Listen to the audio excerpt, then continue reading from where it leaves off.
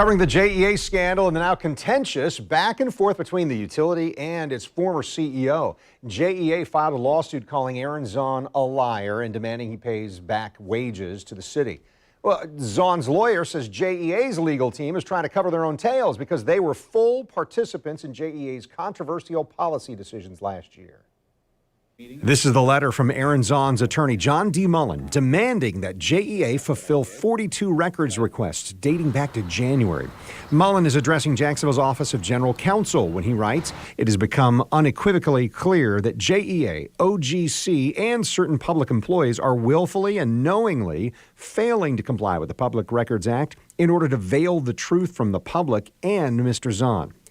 Mullen then names names, listing 8 people he believes are blocking the records request. They include Paul McElroy, the interim CEO and Zahn's predecessor, in addition to City of Jacksonville attorneys and the former board chair. News4Jax received Mullen's letter following the release of JEA's lawsuit against Zahn filed today. The suit wants to block Zahn from receiving almost $1 million in severance pay.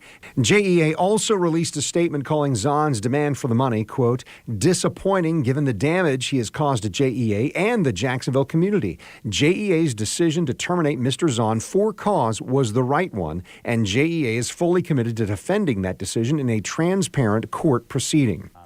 JEA fired Zahn with cause, a determination that keeps an employee from collecting severance under their contract. Among the accusations, that Zahn lied about reasons JEA should seek a buyer and constructed a lucrative bonus system called a performance unit plan. News4Jax political analyst Rick Mullaney is a former general counsel for the city of Jacksonville. He has long been critical of the PUP and talked with me about the city council investigative committee looking into JEA. This investigative committee has also developed a chronology, looked at documents, and they've identified critical witnesses that need to be put under oath. I've said a number of times, in my opinion, this is the greatest scheme to defraud the taxpayers in the history of our city. This committee is doing important work. They've done some very good work, and there's some work that remains to be done. Zahn's attorney says in his reply to me today, the claim that Mr. Zahn presented misleading forecasts is absurd, given that JEA's current CEO, Paul McElroy, presented a similar outlook of JEA's past and future on numerous occasions between 2014 and 2018, including in February and March of 2018. And, Mullen said, the claims of the lawsuit have no factual basis and are a rehash of largely disproven conspiracy theories.